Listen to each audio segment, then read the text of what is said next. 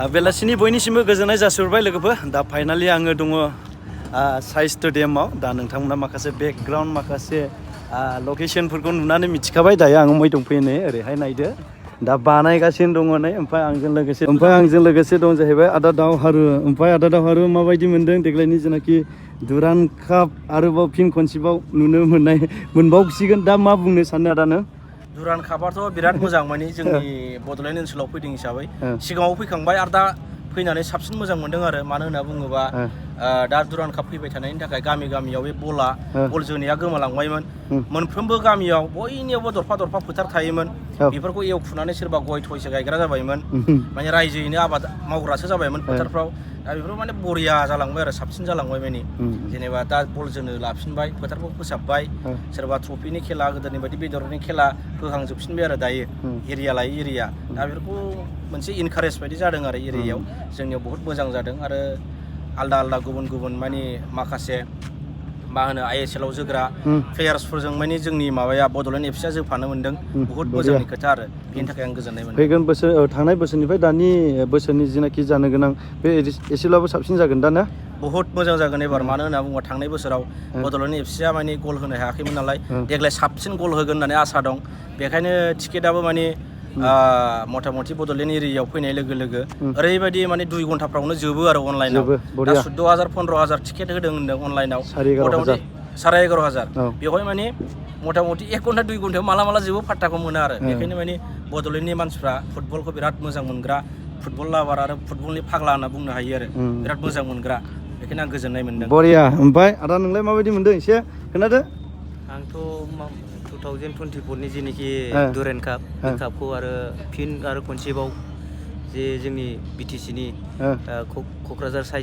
स्टेडियामाव लाबोदों खुब गोजोननाय दं आंहा दा बे जेनोखि दुरान्ड काप बे दुरान्ड कापनि गेजेरजोंनो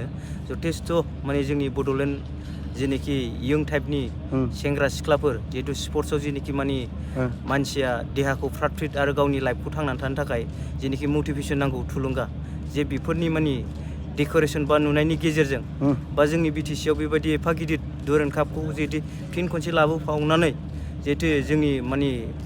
बड'लेण्ड बासिफोरनि सिटिजेनफोरनि जेनोखि माने इयं लाइफनि जेनोखि माने थांनानै थानायनि माबा राहा लामा बेफोरखौबो जथेस्थ' माने बिनि गेजेरजोंनो माने मोनसे मा होनो एंकारेज फैगोन आरो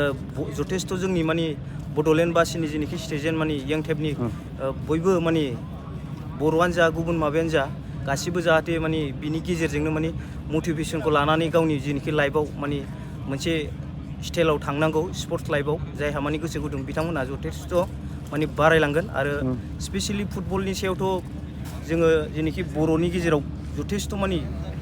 मा होनो बुहुद अल इण्डियायावनो अल आसामावनो बिराद माने मोनसे बिहोमा दङ माने बे बिहोमाखौ आरो बिनिफ्राय बांसिन गुवारसिनाव माने गिदिरसिनाव जथेस्थ' आरो बिनि गेजेरजोंबो आरो सौहैबावनो हागोन आरो दानि दिनाव माने उन्दैनिफ्राय गिदिरसिम बयबो माने मिथिजोबनो हाहैगोन आं बेखिनिखौनो माने बुंबाय आरो गोजोननाय थाबाय आदानिसिम बरिया ओमफ्राय ओरैनो आंजों लोगोसे ब्रादार सासे दंबाव गाबोन नायफैखागोन दा ना ब्रादाराबो बरिया ना निस्सय नायफैगोन ना आरोबाव नै बिदा गिदिर दंबावो ओमफ्राय मा बुंनो सानो आदायालाय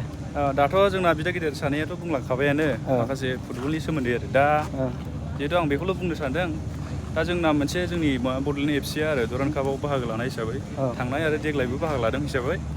दा जोङो नेसनेल आरो जेनेबा I लिग आरो बिनिफ्राय इन्टारनेसनेल बेबायदि खेलाफोराव आरो जेनेबा ISL बेबायदियाव माने बाहागो लाहैनो हाथों आरो जोंनिफ्राय माने मोजां प्लेयारफोर माने आपडेट जालांनो हाथों माने गुबुन क्लाबफ्राव थांनो हाथों आरो जेनेबा क्लाब गिदिरफ्राव आरो गोजौ लेभेलाव जेनेबा नेसनेल इन्टारनेसनेल बेबायदि क्लाबफ्राव आरो जेरै जेनेबा हरिचरन बा दुर्गा बर' बिथांमोननि मुंखौ मख'नो गोनां जायो आरो जों दा बेबायदि बयबो जोंनि बर'निफ्रायबो बै गिदिर क्लाबफ्राव माने बाहागो लाहैनानै गावनि माखासे गेलेनायफोरखौ जोंनि बर' जानानै माने दिन्थिनो हानायखौ जोंबो लुबैयो आरो बर' हिसाबै गोजोननाय थाबाय आदानिसिम थ' लोगोफोर नोंथांमोना गोबांथार नै जोंनि बिदाफोर दङ बिदाफोरनिफ्राय मोजांथार माखासे मटिभेसन बेफोरखौहाय खोनानो मोनबाय स्पर्ट्स होनोब्लाथ' मा आरोना मेवखांलायनाय मोनो आंथ' ओरैबायदि खिन्थु रोङा प्रेक्टिकेलि मा खालामनो ना बेखायनो एडभान्स सानसे फैग्रोबाय जों माने स्पर्ट्सआव ओरैबायदि इन्ट्रेस्ट आरो जों गाबोनथ' फैखागोनानो गाबोन बा ना गोरान राननाय बायदि फोराननाय बायदि जिरायफैगोनलाय जोङो दा नै लोगोफोर ओरैबायदि मोजां डेक'रेसन खालामगासिनो दं ओमफ्राय ओरैहाय नै माखासे नोंथांमोना बेयावबो नुनो मोनगोन जेनेबा ओरै नुहुरजोबाब्ला आरो नै ओरैहाय लाइट फिटिं बायदिसिना ओमफ्राय दा नै बेयाव एसे प्रग्राम खालामगोन जोंनि जेनाखि चिफ सारा नै बेयाव माबा मोनसे प्रग्रामबो लानो हागौ आरोखि ना दा बेखायनो माखासे डेक'रेसन बानायगासिनो ओमफ्राय ओरैहाय स्क्रिननिखौ एसे खोन्थाहरदे रायजोफोरनो बै स्क्रिनानो नायदोनै खामानि मावगासिनो दं नै गासिबो खामानियाव बेस्थ' आरोखि ना दा लामा सामाबो जेबो होथ'वाखै खिन्थु दा हरनि गेजेरावनो कमप्लिट जाजोबगोन बायदि मोनदों आरो आं ना दा जे हायो देखायबाय लोगोफोर नोंथांमोननि गेजेराव एक्सप्लर खालामनानै बेनोसै आरोना जेनाखि दुरां काप गाबोननि जानो गोनां गाबोन 3थानिफ्राय होदों नामाथाय आदा ना 3थानिफ्राय जानो गोनां दुरां काप जेनाखि फुटबल बियो दा ओमफ्राय गाबोन सोरजोंमोनलाय फंनैसो बुंना हरसाय हा नों गैया ने ओरैहाय आं सोंनि र' आदा हर गाबोननि टिमा माजों एसे खोन्थाना हरदो औ नर्थ इस्ट इउनाइटेड एफसि आरो बड'लेण्ड एफसि एफसि फार्स्टआवनो गाने बड'लेण्ड एफसिया गलनै सोगोन दै नायल' नोंसोरो गलनै सोगोन बरिया गलसे सोनो हागोन ओमफ्राय माबाया मा होनोमोनलाय नर्थ इस्ट एफसिया बड'लेण्ड एफसिखौ गलसेल' सोनो हागोन ओमफ्य बड'लेण्ड एफसिया गलनै सोगोन नायल' बरिया फुल सापर्ट बड'लेण्ड एफसि ना बरिया नायफैगोन गाबोन जेरैखि जाया दा अयथासार मोजां नै बै गेजेराव थांनो होआलाय नङाबा देखायगौमोन आङो जिखुनु बेजोंनो हाबाय नै नायदो बरिया डेक'रेसन खालामगासिनो दं नै